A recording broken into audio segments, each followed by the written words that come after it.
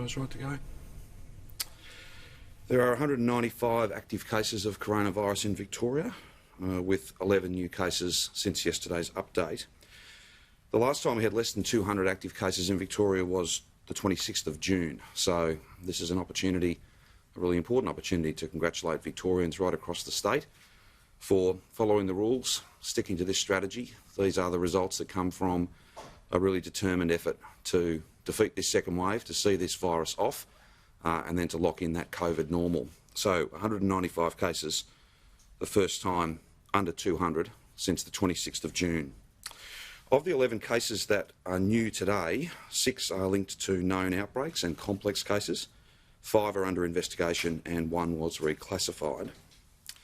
There are no new deaths to report today, but of course we take this opportunity to again send our condolences and our best wishes to all of those who've lost a loved one because of this global pandemic.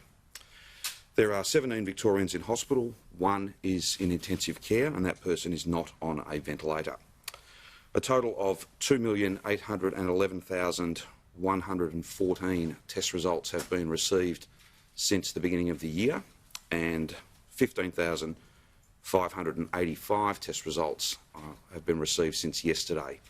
Again, that is a very strong number, more than 30,000 tests these last 2 days, and I want to thank and congratulate that almost 15,600, those almost 15,600 Victorians who just the day before went and got tested. As we come into the weekend, my message is a really simple one around testing. If you've got any symptoms whatsoever, please don't put off getting tested until, say, Monday. Go and get tested as soon as you possibly can. Apart from following the rules, which the vast majority of Victorians are doing, there's arguably nothing more important than symptomatic Victorians, even with the mildest of symptoms, coming forward, attending one of those more than 210 testing sites, getting tested. If you are positive, then we're able to protect you, we're able to protect your family, and we're able to prevent you unknowingly, given how infectious this virus is, spreading it to others. Again, this virus does not discriminate in any way. There should be no sense of judgment or any sense of stigma or shame in testing positive. Arguably, coming forward and getting tested quickly as soon as symptoms start, isolating while you wait for your test result, and then being as forthcoming as you can, being a partner in our public health response. That is arguably the most important thing that anyone can do right across our state at this time.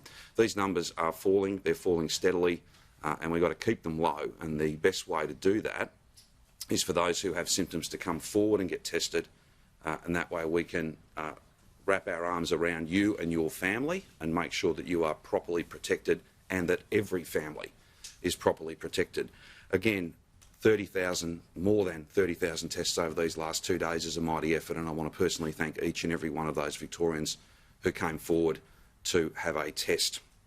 There are 19 healthcare workers who are active cases. Of course, we wish them well, like all active cases, but we also take this opportunity to thank them and their tens of thousands of colleagues from every sector and from every part of the state for the amazing work that they do every single day. The rolling averages to 8 October are Metro 9.4 cases, Regional Victoria 0.4 cases, cases classified with an unknown source, so mystery cases, for the 14-day period 23 September to 6 October, Metro 12, Regional Victoria 0.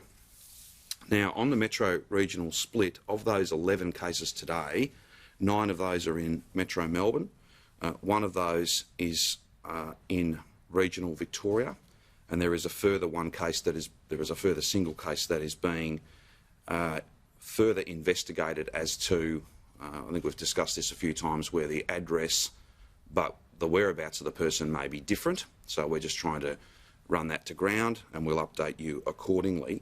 The one case that is confirmed in regional Victoria is in fact from the Mitchell Shire and from Kilmore. Active cases in total active cases in regional communities, that's 5 active cases, so those numbers remain low, and that's a credit to everybody across regional Victoria who are playing their part. There are different rules in regional Victoria, but there are rules still, and we've seen a very high degree of compliance with those rules, and that should be a point of pride for everybody across regional Victoria having got those numbers so low, and then to keep them low even with substantial opening up is no small thing. Of the 5 active cases, one of those remains that low positive, which we still believe it's likely to come out of these numbers from Mildura, but from an abundance of caution, that number still remains within our overall active cases. That'll be closed out one way or the other quite soon. Active cases in disability facility settings, I'm very pleased to say that that single case that has been with us for a period of time, they've been closed out, so there are no active cases in disability facility settings, and that's very important given the underlying vulnerability of those residents and those settings.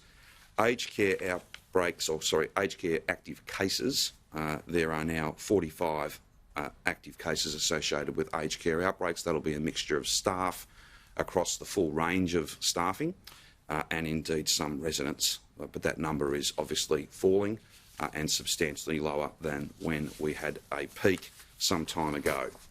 Just before I throw to Brett to talk about the numbers of the day, I've just got a couple of announcements in relation to masks.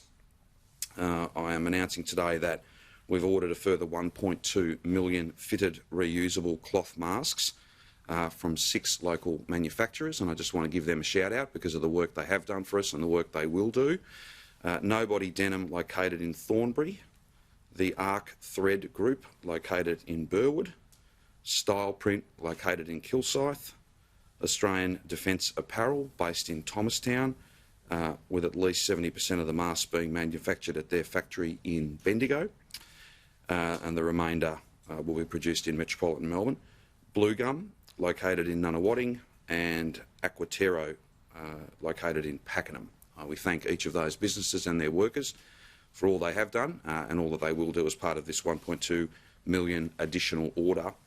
All 6 of those companies are accredited by Ethical Clothing Australia. Since July, there were some questions just about where we'd got to on the previous order, both reusable and single use. I can confirm that since July we've distributed more than 3.6 million single-use masks. This is to the broader Victorian community in compliance with and to assist the people in complying with the broader mask rules, and almost 2.1 million reusable masks to local government offices, community health centres, local pharmacies, general practices, a number of other different organisations that support the vulnerable in our Victorian community, such as disability service providers, home and community care service providers, mental health services, so on and so forth. And we thank all of them for the amazing job they've done in getting those masks out to those who need them. This order of 1.2 million is in addition to those efforts. So that is very, very important in terms of everyone who needs to wear a mask, which is everybody other than those who've got a lawful excuse, being able to access a mask as easily and as cheaply as possible. Just finally on masks, you will know that from this Sunday, so the 11:59 p.m. on the 11th of October, that's that 2-week grace period that we had indicated almost 2 weeks ago, particularly in relation to face shields and fitted masks taking over from the earlier stage where I think we'd put it to the Victorian community that wearing something was better than wearing nothing. So a scarf, a bandana, things of that nature were seen as, in the early stages, that was an appropriate response. That advice has now changed and we've given people that 2-week period. But just by way of a reminder, all Victorians must wear a fitted face mask when they leave their home, no matter where they live. As restrictions ease and, of course, as movement increases, the effectiveness of masks is even more important and I think quite obvious. We know from so much evidence that super spreading events can be avoided by people wearing masks, and we're so deeply grateful to all Victorians, and I think it is the vast, vast majority of Victorians who have accepted mask wearing. Again, no one necessarily enjoys it.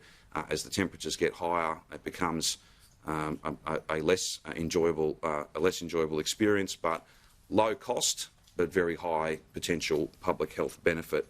And on that basis, you must wear a fitted mask that covers the nose and mouth. This means that face shields, bandanas or scarves on their own will no longer, from midnight essentially on the 11th, they will no longer be seen as sufficient in terms of the legal requirements on each and every Victorian. We did give people some time to make that change, and those new requirements for a fitted face mask will be enforced from 11:59 p.m. On the 11th of October.